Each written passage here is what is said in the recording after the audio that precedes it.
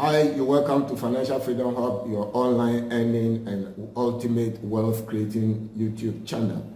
In this video, we are going to continue the part 2 of our previous video. We started looking at setting financial goals, and then in the part 1, we look at identifying short-term, medium-term, and long-term financial goals. And then in the part 2, we are going to look at smart goal setting. Smart financial goal setting, how to set smart goals for your finances. And then the SMART there is a mnemonic or acronym for the 5 words: specific, measurable, achievable, relevant, and time bound. Many of us are used to this. We want to translate it into setting financial goals specifically. You can use that mnemonic to set your own life goals in every area.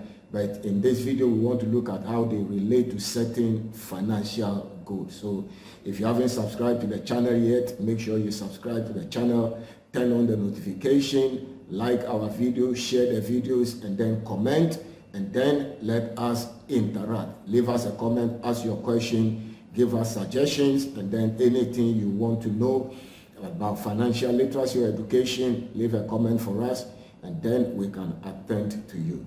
So let's get inside and look at what smart financial goal setting is about. So the definition of the word smart goal setting. So smart goal setting is a framework. Like I said, the SMART, the S-M-A-R-T, is a mnemonic or acronym. That means it represents words, independent words put together. Their first letter is put together as a mnemonic or an acronym. So the SMART goal setting is a framework used to create effective, actionable, and achievable goals by ensuring they meet specific criteria. So it's a smart way of creating effective, actionable, and achievable goals by ensuring that they meet a specific criteria, and the criteria is what forms the mnemonic. So they must be specific, the goals must be measurable, they must be achievable, they must be relevant, and then they must be time bound. So let's look at each of them. What do we mean by the goal must be specific? So if we are setting a financial goal and we said the goal must be specific, what do we mean? It basically means that the goal should be clearly defined and focused, answering the questions what, why, and how.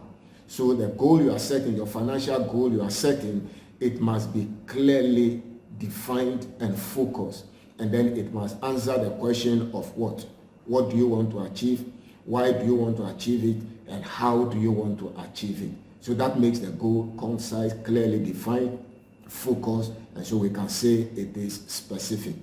Then the number 2 criteria for the goal, for it to be smart, is that it must be measurable.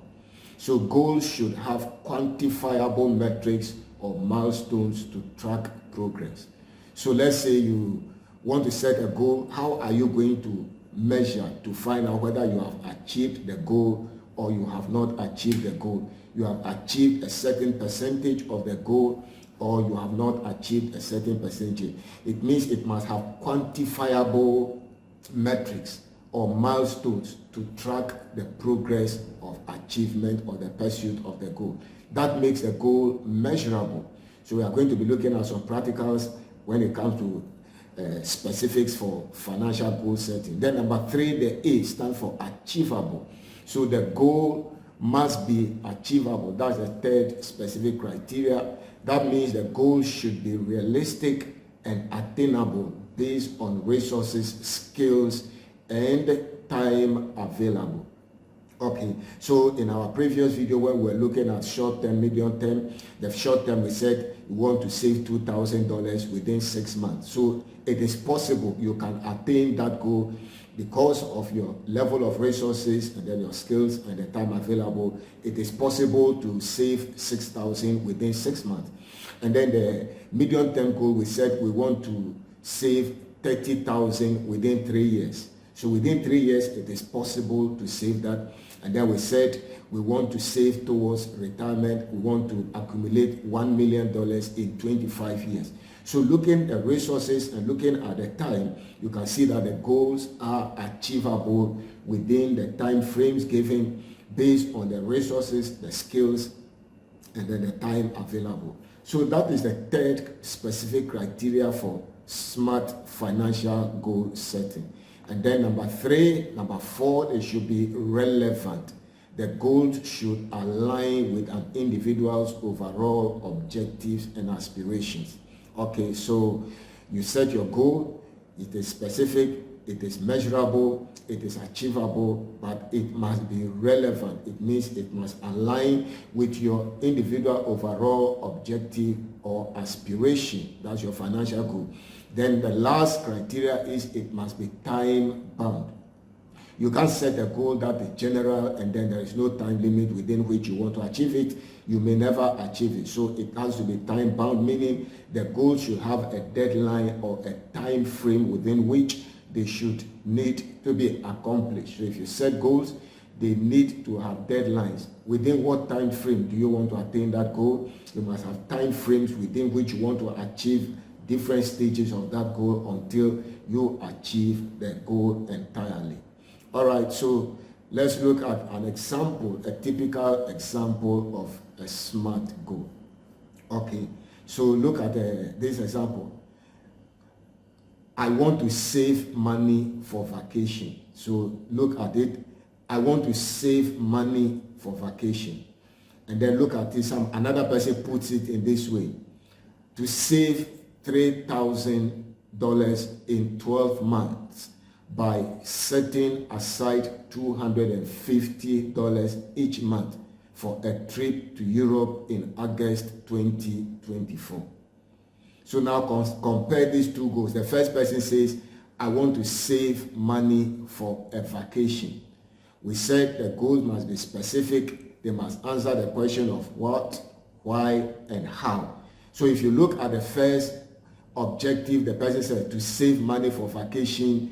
We don't know how much he wants to save. We don't know for what purpose. The purpose is vacation, all right, but we don't know how the person is going to go about it, how much he's going to save, and for how long he's going to save. So that goal cannot be set to be a SMART goal. So it is a non-SMART goal. It's not specific. It's not measurable. You cannot measure it at any point in time.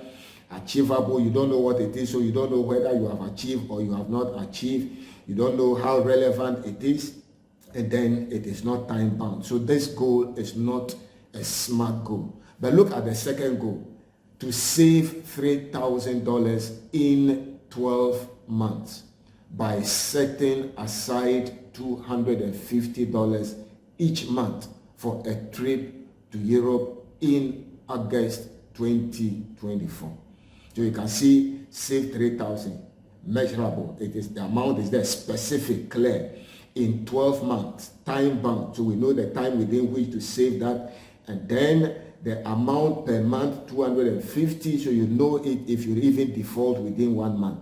And then the purpose of that saving is for a trip in Europe in August 2024. So that is a clearly stated SMART goal.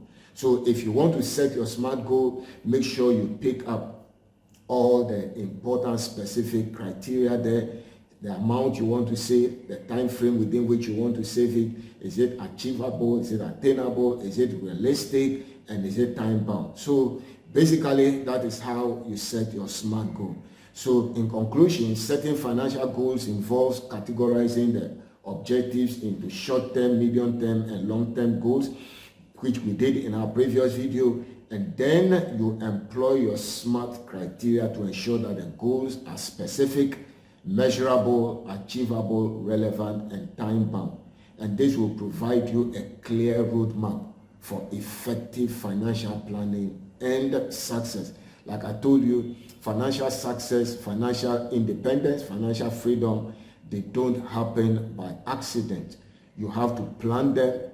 You have to be informed, you have to be educated, and that is what we are doing, the education and then the literacy program here. So just now sit down. I said it, the year has just begun. Plan your finances. Where do you want to be financially in the next 3 months, in the next 6 months, in the next 1 year, in the next 3 to 5 years, in the next 15 to 20, 25 years? Where do you want to see yourself? What must you do to see yourself there? How must you go about it to see yourself there? All those ones, sit down, take a piece of paper and plan your finances for 2024.